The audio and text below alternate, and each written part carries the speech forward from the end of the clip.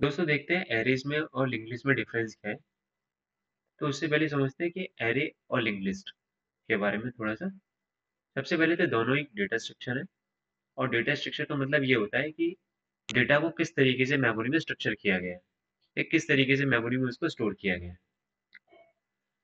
अगर हम एरे की एक एग्जांपल को लें, सपोज करो हमारे पास एक एरे है जिसमें 4 एलिमेंट्स स्टोर हैं, 3, 4, 5 और 6।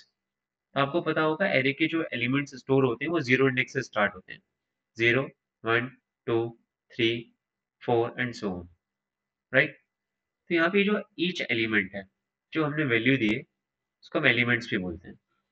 ओके, एलिमेंट बोल सकते हैं या ऑब्जेक्ट बोल सकते हैं। तो एरे का जो भी एलिमेंट या ऑब्जेक्ट होता है उसके पास सिर्फ एक ही पार्ट होता है, इन्फो पार्ट या इंफॉर्मेशन पार्ट।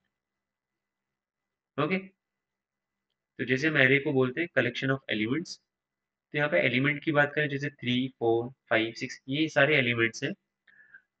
और जो हमारे पास एलिमेंट है उनके पास सिर्फ एक ही पार्ट होता है, इंफॉर्मेशन पार्ट। और इस एलिमेंट के इंफॉर्मेशन पार्ट के 3, 3 itself is a information part. Okay, और आप यहाँ पे ये भी देख सकते हो, ये सारे के सारे कॉन्टिग्यूअस वे में स्टोर है। कॉन्टिग्यूअस वे का मतलब ये है कि यदि हर एलिमेंट 4 बाइट ले रहा है, तो सपोज इसका एड्रेस है हमारे पास 100, तो नेक्स्ट एड्रेस होगा 104, नेक्स्ट होगा 108, नेक्स्ट होगा 112। तो सारे के सारे कॉन्टिग्यूअस वे में होंगे, मतलब एक के बाद दूसरा। ओके, लेकिन लिंक्ड लिस्ट में ऐसा नहीं है। यहाँ पे भी हम एलिमेंट्स बोल सकते हैं। जैसे हमारे पास 3 है, 4 है, 5 है या 6 है, ठीक है। तो यहाँ पे भी ये सब एलिमेंट्स हैं, ये भी कलेक्शन ऑफ एलिमेंट्स ही है। लेकिन यहाँ पे अगर हम एलिमेंट की बात करें, जैसे 3 है, तो इसके दो पार्ट होते हैं। Each element will have a 2 parts, info part और दूसरा पार्ट होता है next part. Okay, which will store the address of the next part. यहाँ पे एक और बात कि कोई भी एलिमेंट आप देख सकते हैं 3, 4, 5, 6 की कोई इंडेक्सेस पे स्टोर नहीं है। इनको कोई एड्रेस भी फिक्स नहीं है। ये मेमोरी में रैंडमली कहीं भी हमारे स्टोर हो सकते हैं, ठीक है। अब इनको लिंक करने के लिए हर एलिमेंट के पास, जैसे मैंने आपको पहले बताया, दो पार्ट होते हैं। एक तो इंफॉर्मेशन पार्ट, जिसमें खुद की उसकी वैल्यू होती है, और दूसरे पार्ट में होता है address of the next node.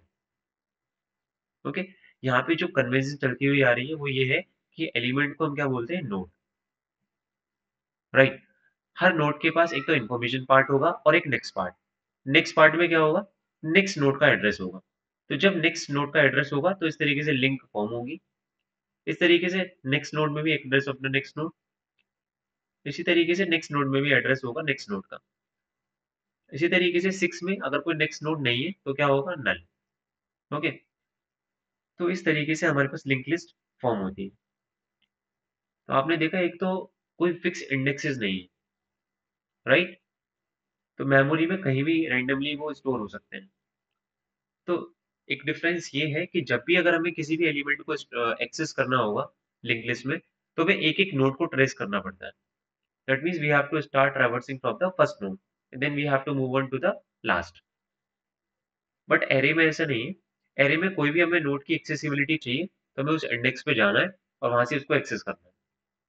Okay, यदि हम कॉम्प्लेक्सिटी की बात करें, तो यहाँ पे वो एक कांस्टेंट टाइम होगा किसी भी एलिमेंट को एक्सेस करने के लिए, बिग O ऑफ 1।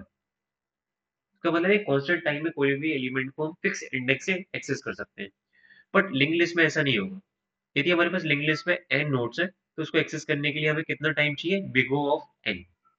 क्यों चाहिए, क्योंकि हमें हर नोड को ट्रेस करना है, हर नोड को एक्सेस करना है और उसको चेक करना है। ओके, क्योंकि नोड कहीं भी हो सकता है और लिंकिंग हमेशा पिछले नोड से ही है।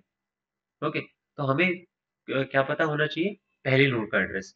यदि हमें पहले नोड का एड्रेस पता होगा तो हम कहीं भी मूव कर सकते हैं। ओके, तो ये सबसे मेन डिफरेंसेस हैं। और एक और है कि जो एरे है, जब हम उसको क्रिएट करते हैं तो उसका हमें साइज पहले ही बताना पड़ता है। फिक्स साइज होता है, आप उसको बोल सकते हैं फिक्स साइज। लेकिन लिंक्ड लिस्ट में क्या होता है, उसका साइज फिक्स नहीं होता है, डायनेमिकली आप उसको एलोकेट करते हो। डायनेमिकली कैसे एलोकेट करते हो, आपको जो भी नोड इंसर्ट करना है या डिलीट करना है, वो ऑटोमेटिकली ऐड होगा और डिलीट होगा। मेमोरी मतलब इंक्रीज होगी और डिक्रीज होगी। अच्छा, एरे में प्रॉब्लम ये है कि अगर आप साइज तो इंक्रीज कर नहीं सकते, अगर आपको डिलीट करना है और या फिर आपको इंसर्ट भी करना है, तो एक तो इंसर्ट्स और डिलीशंस काफी एक्सपेंसिव है, क्योंकि आपको शिफ्टिंग की जरूरत पड़ेगी, जबकि लिंक लिस्ट में ऐसा नहीं है, यहाँ पे कोई शिफ्टिंग नहीं होती है, यहाँ पे सिर्फ लिंक ही फॉर्म होती है। तो इंसर्ट्स और डिलीशंस भी काफी इजी है as comparison to arrays. Okay. और जो साइज है वो रिड्यूस हो सकता है और इंक्रीज हो सकता है जब भी हमें कोई नोट ऐड करना है या डिलीट करना है। Okay. So this was all about the arrays and link list. So thank you so much.